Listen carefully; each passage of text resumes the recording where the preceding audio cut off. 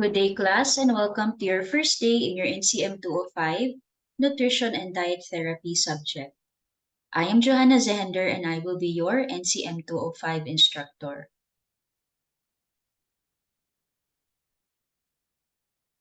Okay, since you are no longer strangers to the online learning setup, I would just want you to remember the basic house rules when it comes to behaving in class. So definitely you need to be punctual.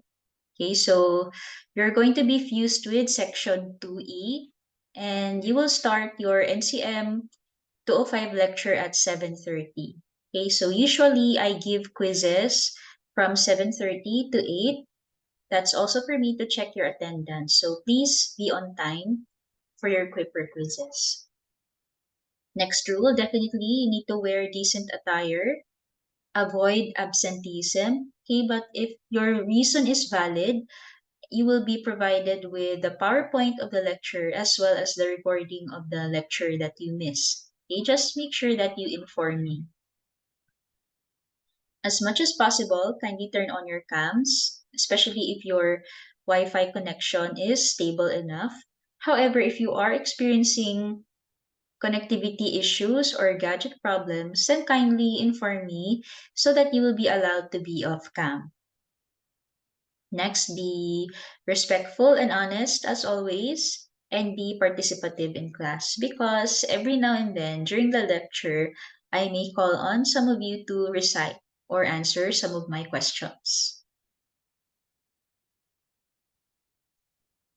Now, as for our grading system, okay, just like any other academic subject, okay, you're going to have 50% from your class standing and 50% from your written exam to make 100% of your grade. Now, that's for the lecture component.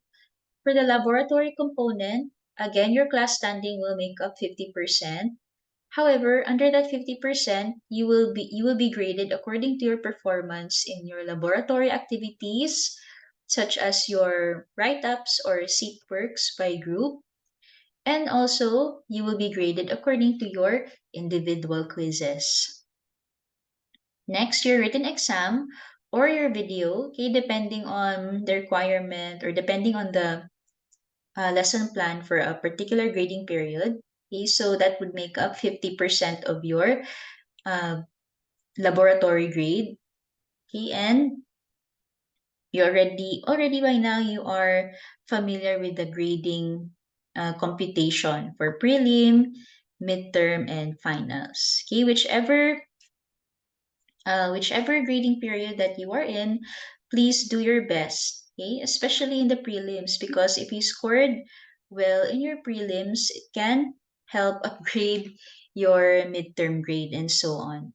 Okay, just work hard, study well, and you will have good grades for this subject.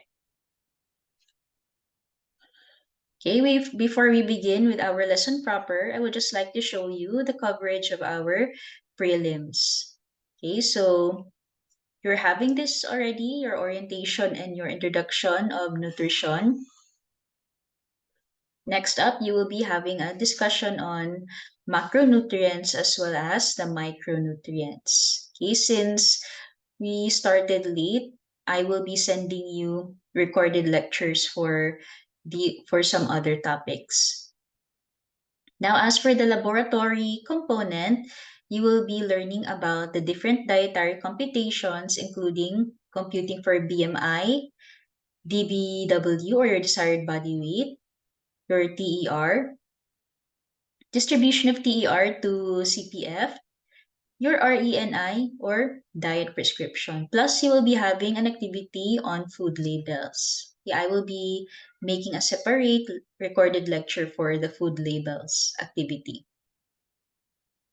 Next, you will also have your activity on basic essential kitchen tools and kitchen rules, sanitation and safety. That would be a group-based activity, don't worry. Next, under your laboratory component, we will also have a discussion on how to use your FEL and FCT. Followed by an activity on recipe modification, and if we have enough time, you will be tasked to do a video presentation, okay, based on your assigned food preparation. Okay, so that's for your prelim.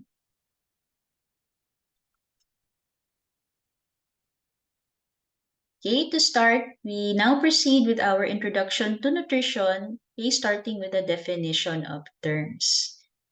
Okay, okay, nutrition is basically a science that deals with the study of foods, nutrients, and other substances, their action, interaction, and balance in relation to health and disease. Okay, another definition of nutrition is that it is a study of processes by which an organism ingests, digests, absorbs, transports, utilizes, and excretes waste materials. Next, we go to food. Now, food is defined as any substance, organic or inorganic, when ingested or eaten, nourishes the body by supplying heat and energy. That's for our go foods. Building and repairing tissues. Okay, that's for our grow foods. And regulating body processes. Okay, that's for our glow foods. Food is also considered the next important to oxygen.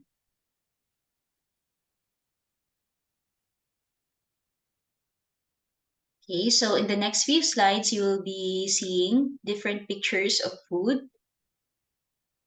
Okay, so first we have our cereal grains and their products. Okay, so the most common here would be our rice, a staple food for us Asians.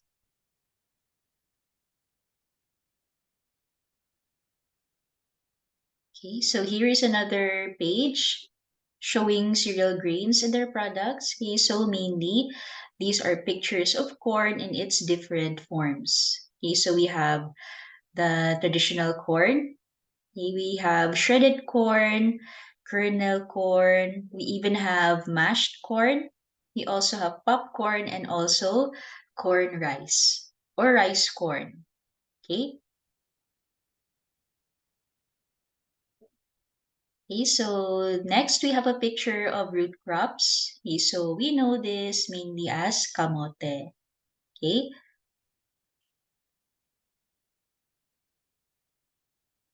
Okay, for the next few pictures, we have pictures of different types of milk. Okay, starting with animal-based milk. We have cow's milk, goat's milk, and also carabao or buffalo milk.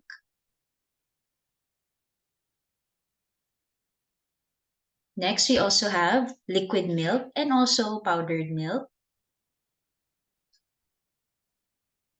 Aside from that one, we also have plant-based milk. Okay, so the most common examples are soy milk and almond milk. Okay, okay, so plant-based milk is used mainly by vegetarians. Okay, so since they avoid all types of animal meat or animal products, they opt for plant-based options, including plant-based milk. Okay, we also have milk, different milk classifications. So we have skim milk, whole milk, non-fat milk, and fresh milk. Okay, so they differ according to their fat content. Okay. Okay, next we have meats. So we have beef, goat, and pork.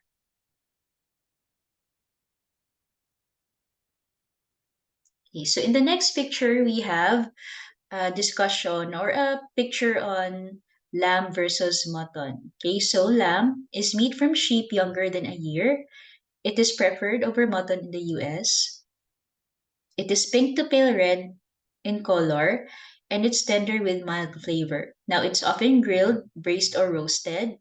Now, when you compare it to mutton meat, it is meat from sheep that's age 1 to 3 years old. It's popular in the Middle East and Europe.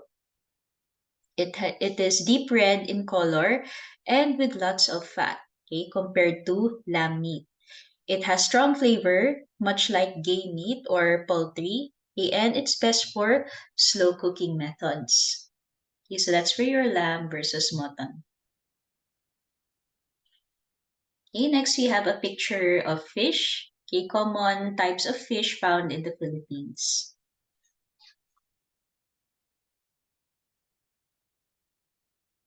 Okay, we also have blue marlin, okay, salmon and tuna, okay, under fish. We also have examples of shellfish. Okay.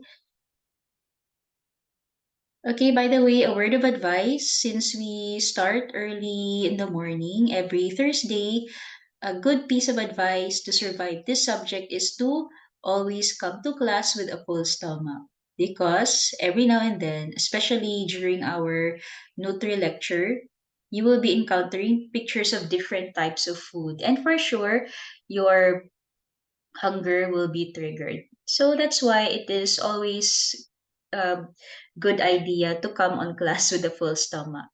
Okay, because you will be tempted or you will be your hunger will be triggered because of the pictures.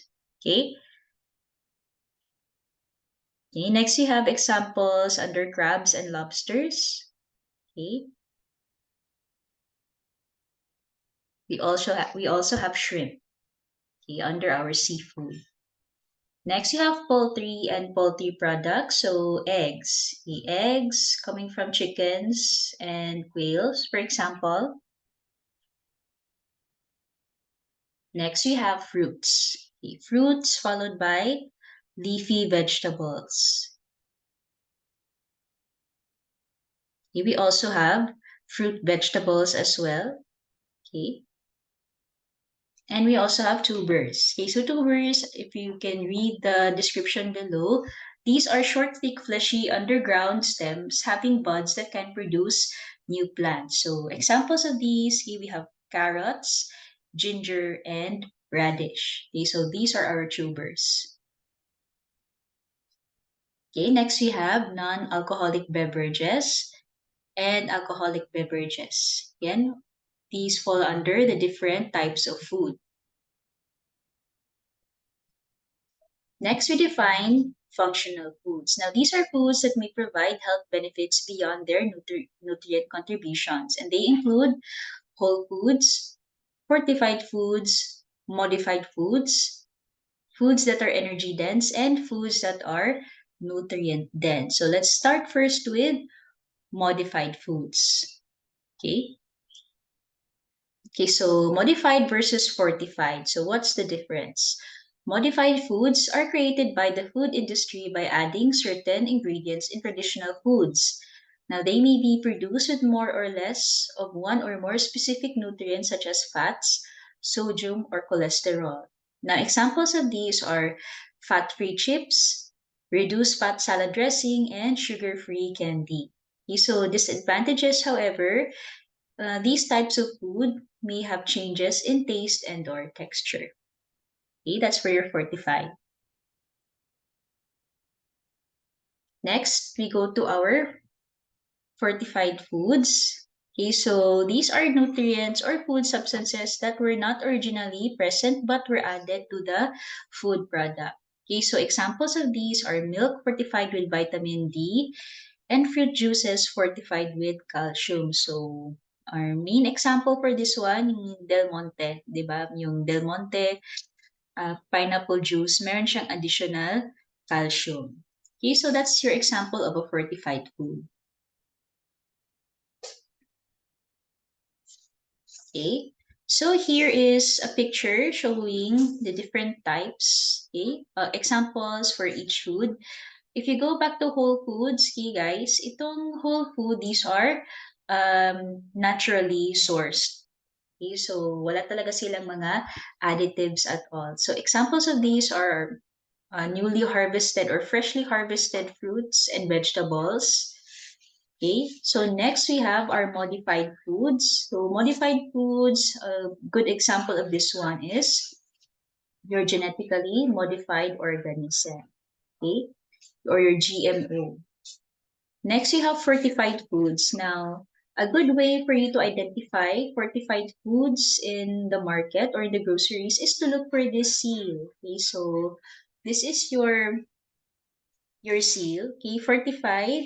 Okay, so it has a picture of a sun, a smiling sun in the center, and then it is surrounded by the logos or the initials of the different health agencies related to nutrition. Okay, so we have our DOH and we have our FDA or Food and Drug Agency. Okay, so additional details for our whole foods. Okay, so I'm just going to show the notes here. Okay, you may screenshot this one. Take a screenshot of this one if you prefer. Okay, so whole foods, again, they are vegetables, fruits, whole grains, nuts, and legumes that retain their fiber, as well as the whole portfolio of beneficial phytochemicals and nutrients that are often removed in processed foods. Again, so whole foods basically are fresh or newly harvested ones, okay, without any additives at all. Okay, okay, here is an example of a modified food recipe. Okay, so later on during the prelims, you will be tasked to work in your respective groups and you will be coming up with a recipe. Okay, so you will be given a type of food or a type of recipe and then you will be modifying it. Okay, so like in this example, the example here is lasagna. Okay, so in the original recipe, you will notice a lot of spices, okay, fats, and on the other hand, right on the right column, you can see the modified recipe. Okay, so you can omit oil, you can omit salt, okay, to make it uh, healthier. Okay, well, that's according to your patient's needs. Okay, so here's another example of your modified foods or example of a recipe of a modified food. Okay, so again, you will be tasked to do this one later during your prelims.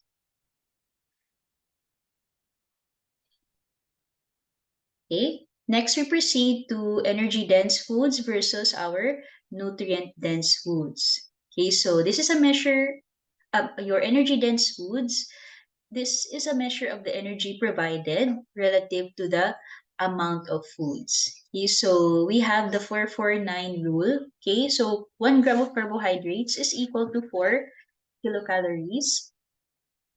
Next, 1 gram of protein is equal to 4 kilocalories. And lastly, 1 gram of fats is equal to 9 kilocalories. Okay. Next, you have our nutrient-dense food. So this is a measure of nutrient provides relative to the amount of foods. Okay, so nutrients. Okay? Basically, kung ano yung mga vitamins, minerals, and other nutrients found in a certain type of food. Like for example, in 1/2 cup of malunggay, it contains 231 milligrams of vitamin C, zero point 0.5 grams of protein, 1.5 grams of carbohydrates, 2.5 grams of calcium, and 3 milligrams of iron. Okay, so we focus on the nutrients. Okay, when we talk about nutrient-dense foods. Okay, so sorry for the background noise, just in case you can hear it on your end. From time to time, lots of cars pass by our house. Okay, so sorry for that one. Next, we have empty or junk food. So I know a lot of you like to do stress eating, especially after studying for hours. Okay, even I myself, I also tend to do a lot of stress eating. Okay, so empty or junk foods contain less or no energy and nutrient content. It's more on added sugar, trans fats. It has a lot more in terms of sodium, monosodium glutamate, and other preservatives. Okay, so if you can see the note inserted here, okay, so monosodium glutamate is known as MSG. Okay, so it is a sodium salt of common amino acid glutamic acid. Okay, so this is mostly used as flavoring or additive, especially in restaurants, restaurants and other food establishments.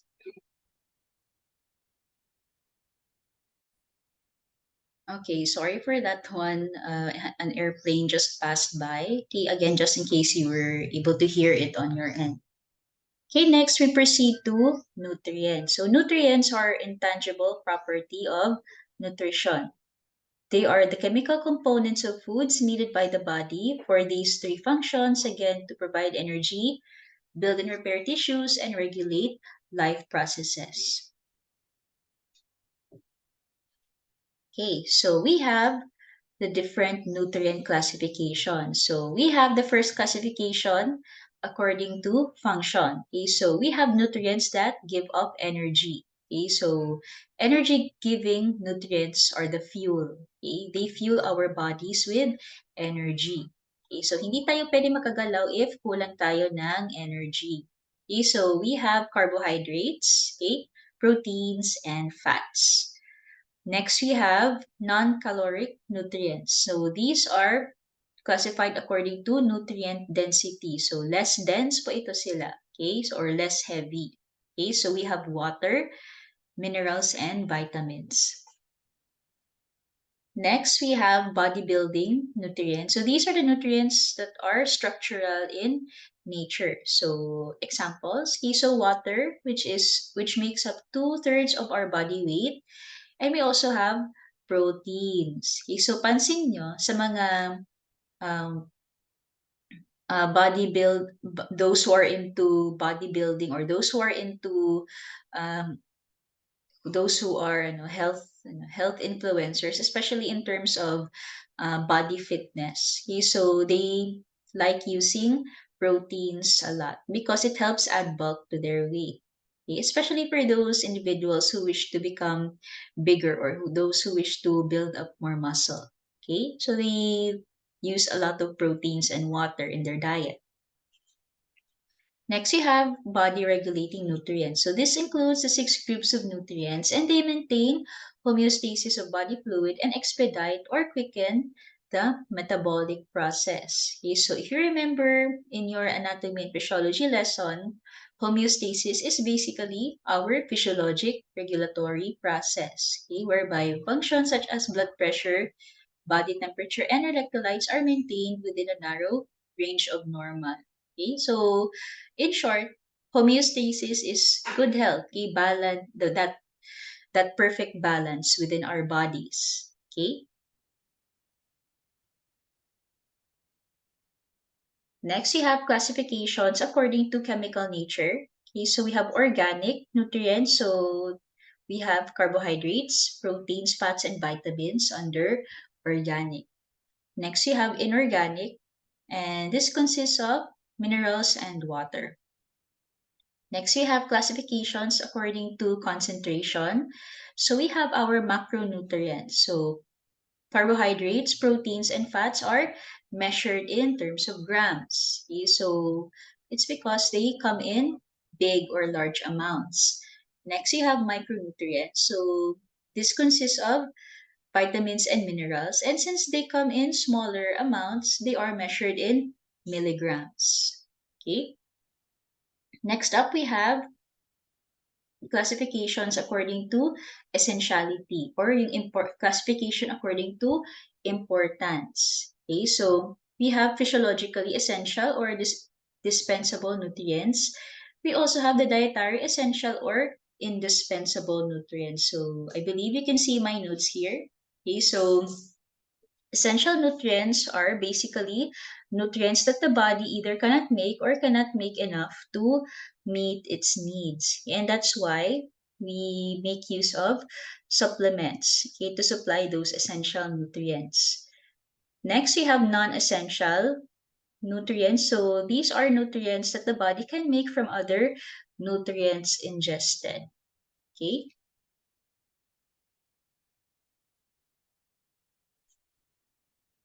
Next, we define the terms wellness and malnutrition.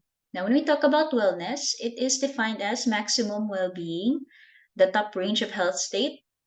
Now, the goal of a person that strives toward realizing his or her full potential physically, mentally, emotionally, spiritually, and socially. Next, we define malnutrition. Now, malnutrition is a condition of the body resulting from lack of one or more essential nutrients, or it can be due to an excessive nutrient supply to the point of creating toxic or harmful effects. Okay, so anything in excess or anything that's lacking. Okay, so this both of these scenarios will lead to malnutrition. Okay, now malnutrition comes in different classifications. So you have undernutrition versus overnutrition. We also have specific deficiency and imbalance. Okay, so those are for your forms of malnutrition. Next, we have the types of malnutrition. We have acute versus chronic. Okay, so acute is short term, usually lasting no more than 6 months. But for chronic malnutrition, it persists for longer than 6 months. Okay, so to further define undernutrition, okay, so you can see the notes here. Undernutrition is the condition of the body resulting from a lack of one or more essential nutrients. Okay, so this can be caused by nutritional deficiencies, stunting, and being underweight. Next, we also have overnutrition. Now, overnutrition is the condition of the body resulting from excessive nutrient supply to the point of creating toxic or harmful effects to the body. Okay, so you can see this in obese or overweight patients. Okay, so we have these examples of malnutrition. We have goiter. Sorry, the baliktad yung i-tsaka R. Okay, so we have goiter, okay, which is caused by iodine deficiency. We also have rickets. Okay, so rickets is caused by vitamin D deficiency. So you can see this most commonly in children. Okay, so for those children who do not have enough vitamin D or even calcium, their bones tend to soften. Okay, so may malformation yung kanilang bones. And you can see this in their legs. Okay. Next, we have chronic malnutrition. Okay, so to further add some more details, this is a condition that develops when children don't eat correct balance of nutrients within the first 1,000 days of life from conception to 2 years old, resulting in irreversible stunting of their cognitive and physical development. Now, for acute, now, this is a form of undermalnutrition caused by decrease in food consumption or illness that results in sudden weight loss or edema. Okay, but the main thing here with acute is that mas treatable siya. Okay, it can be prevented and the damage can still be reversed. Okay, uh, with proper management and supplementation. Next, we proceed to nutritional status. So this is a condition of the body resulting from the utilization of essential nutrients. So this can be classified into good, fair, or poor. Next, you have optimum or good nutrition. Okay, so this means that the body has adequate supply of essential nutrients that are efficiently utilized such that growth and good health are maintained at the highest possible level. Okay, sorry for that wrong spelling once again. Okay, so next we have guidelines for better nutrition and wellness. Okay, so next slide, it's a basic or it's just a review of the 3 basic food groups. Okay, so we have our body energy giving foods. So nandito yung ating cereals, root crops, oils, and waxes. Next, we have bodybuilding foods or our foods that are rich in proteins, including meat. Okay, meat and milk. Next, you have body regulating foods such as your fruits and vegetables.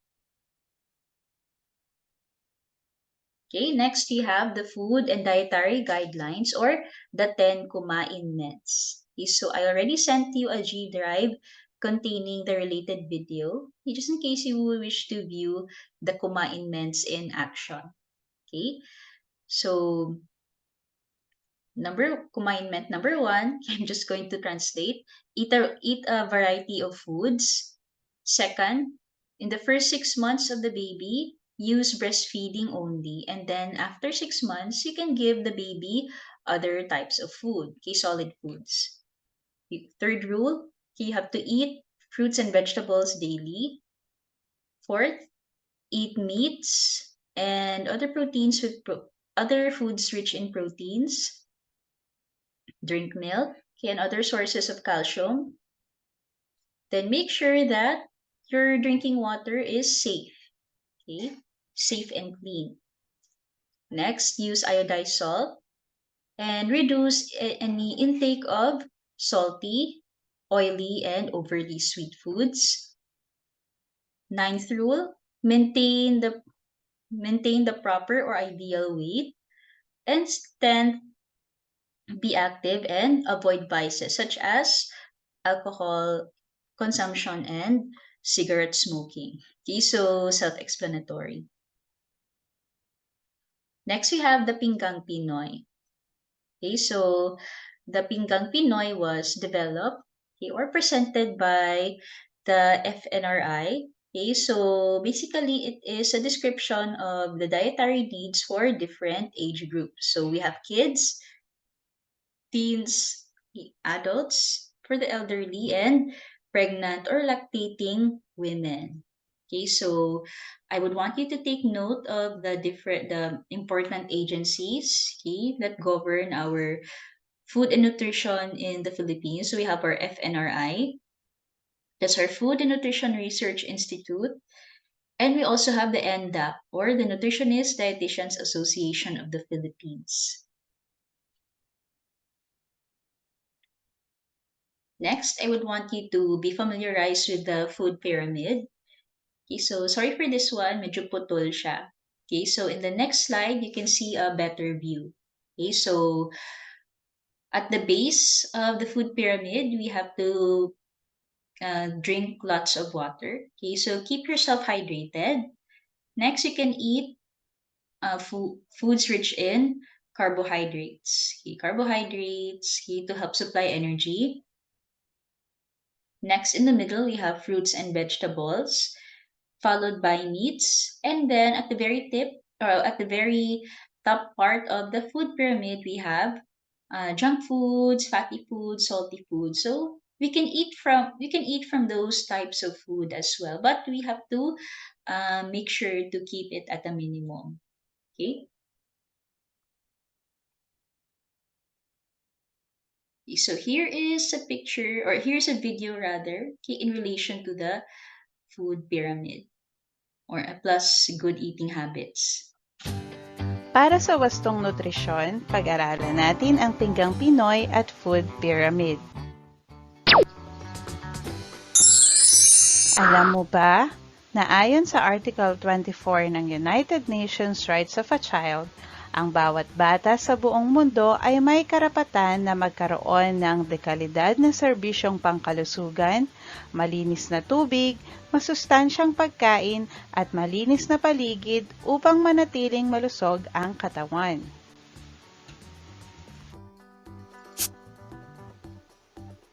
Halina't magbalik-aral. Tukuyin kung ang pagkain ay nabibilang sa Go Foods, Grow Foods o Glow Foods.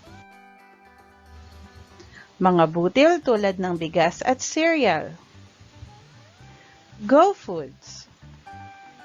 Isda at iba pang lamang dagat. Grow Foods. Mga prutas. Glow Foods. Gatas, yogurt at keso. Ito ay mula sa Grow Foods. Magaling!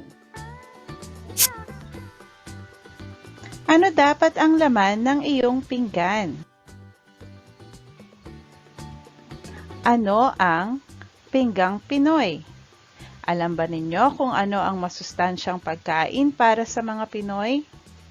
Karamihan sa atin ay hindi alam kung ano ang tamang uri at dami ng pagkain na dapat nating kainin sa isang buong araw.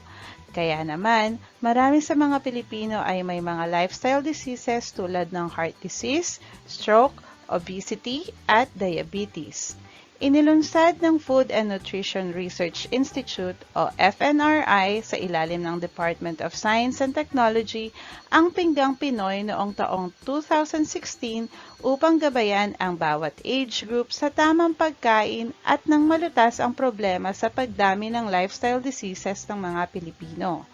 Ang Pinggang Pinoy ay isang gabay sa pamamagitan ng visual representation sa kung anong uri at dami ng pagkain ang dapat nasa pinggan ng isang tao base sa kanyang age group. Bawat age group tulad ng mga bata, dalaga at binata, buntis at matatanda ay may kanya-kanyang pangangailangan na nutrisyon.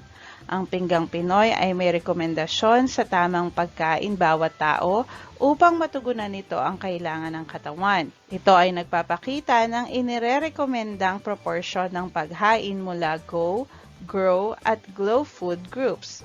Ito ay madaling tandaan at madaling gawin.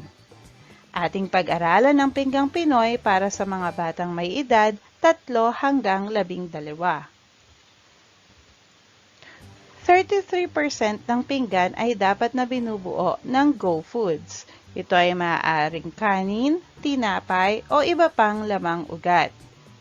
17% nito ay dapat na mula sa Grow Foods, isda, karne ng manok, karne ng baboy o iba pang karne. 17% ay dapat na manggaling sa mga prutas tulad ng saging, mansanas, pakwan o kahel. At 33% ay dapat na mula sa mga lutong gulay. Magdagdag din ng 1 baso ng tubig. Ito ay ilan sa mga halimbawa ng menu sa isang araw na maaaring ihain ni nanay sa mga bata. Para sa almusal, maaaring kumain ng kanin, isda at itlog, ginisang gulay at saging. Para naman sa tanghalian, maaaring kumain ng kanin, isda, sinigang na gulay at guyabano. Sa hapunan naman ay maaaring maghain si nanay ng kanin, manok, kangkong at pakwan. Hindi rin mawawala ang rekomendasyon para sa merienda. Para sa umaga, maaaring kumain ng nilagang mais at sa hapon naman ay suman. Pag-aralan ng food pyramid sa kaliwa. Anong klaseng pagkain ang dapat kainin ng marami at dapat kainin ng kaunti? Ang pinakamarami dapat ay tubig. Uminom ng 6 hanggang 8 basong tubig sa isang araw. Sumunod ay ang kanin, tinapay at iba pang lamang ugat. 4 hanggang 6 na serving sa isang araw. Gulay at prutas. Maaaring maghain ng hanggang 1 tasang gulay at 2 prutas. Karne hanggang sa 2 serving. Kalahating itlog at 1 baso ng gatas. At ang pinakakaunti ay mga pagkain gumagamit ng mantika o mantikilya. Ito ay dapat 6 hanggang 8 kutsarita lamang. Ganon din ang mga matatamis na pagkain. Ito ay dapat 5 hanggang 6 na kutsarita lamang. Ngayong alam mo na ang Pinggang Pinoy, ano ang kakainin mo mamaya?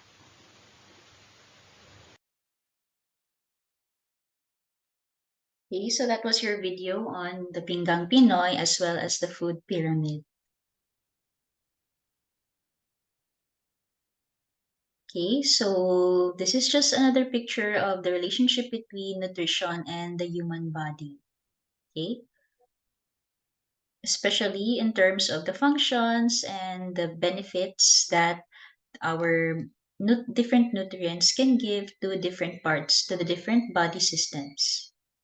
Okay, so next up we have a review on the digestive system. Okay, but knowing that you already went through this back during your anatomy and physiology days, then I'm just going to let you watch the related video that you can see in the G Drive that I sent to you. Okay, so we're just going to have a basic definition or basic overview of the terms that you will encounter in the study of the digestive system. First up, we have ingestion. Okay, so this is the taking of food into the digestive tract, generally through the mouth. And in special circumstances, ingestion occurs directly into the stomach through a feeding tube. Now, in the clinical setting, you might encounter patients who are unable to eat the usual way. Okay, so this includes patients who are comatose, patients who have um, injuries in their mouths or in the upper GI tract, or those patients who are ordered not to take anything by mouth at all. Okay, so to for them to have no for them to have nutrition, okay, so they need to have their foods given to them directly through a tube, okay, through a feeding tube. Okay. Okay, so next we have digestion. So this is the mechanical and chemical processes converting nutrients to physically absorbable state.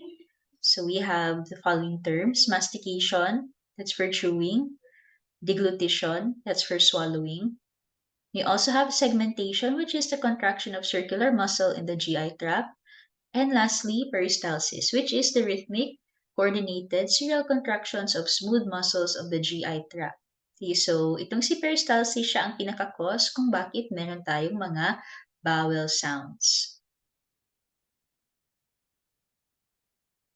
Okay, so next we have absorption. So this is the process whereby the end products of digestion pass through the epithelial membranes in small and large intestines and into blood or lymph systems. Okay, so you may notice here, okay, we have our villi. Okay, our villi are small finger-like projections that line the small intestine. Now, most nutrients are absorbed directly through the villi. Okay, next we have metabolism. So metabolism is basically defined as a conversion of nutrients into energy. We have anabolism. So this is the constructive process of metabolism that requires energy. Next, we have catabolism. Now, this is the destructive process of metabolism that releases energy. And we have basal metabolism. So this is the energy needed to maintain essential physiologic functions.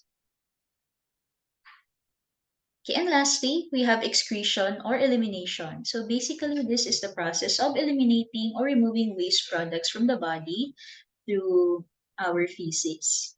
Okay?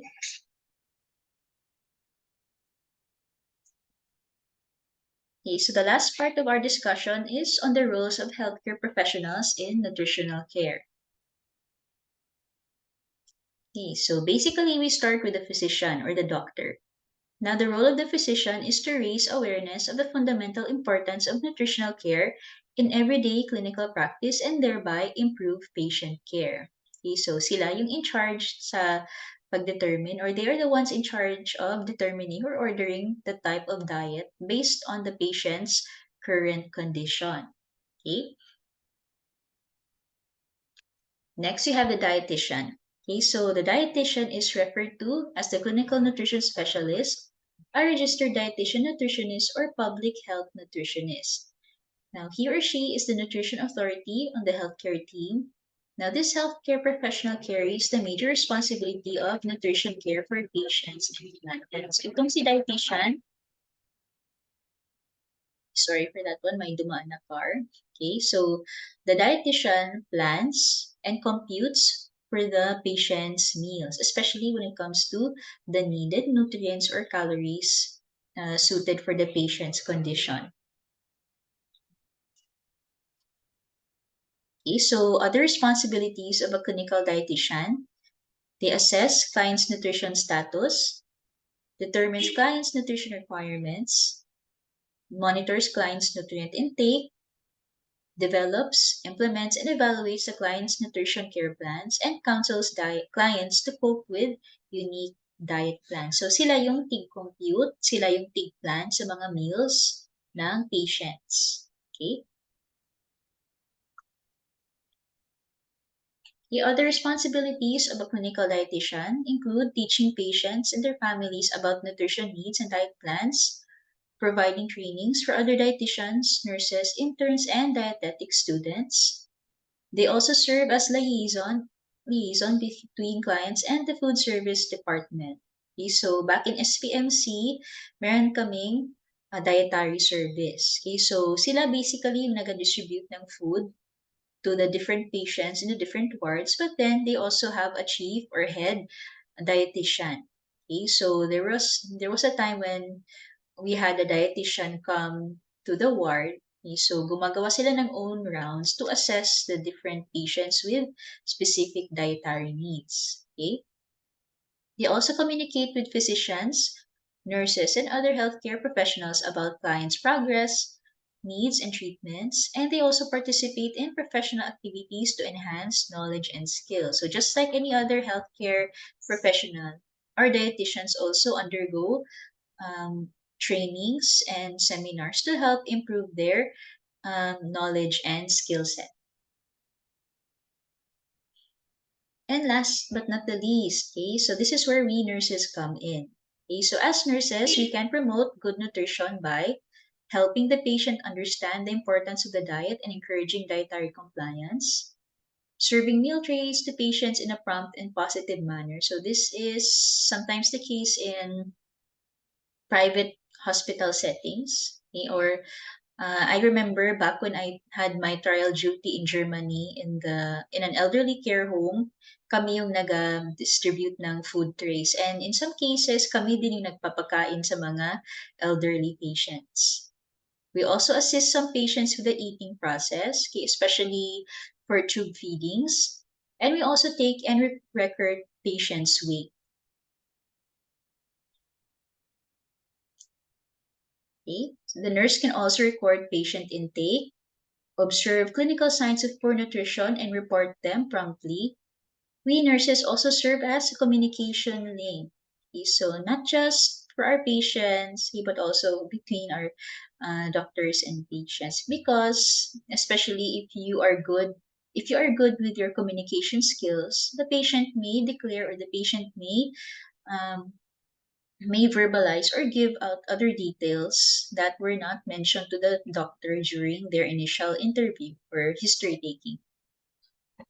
Next, nurses can also apply nutrition to their personal lives. So what better reason to understand nutrition for your own health? But then, um, reality check, kaming mga nurses, no, we tend to be the most pasaway, especially in terms of eating unhealthy food such as junk food. Okay, so that's it for our lesson on the introduction of nutrition.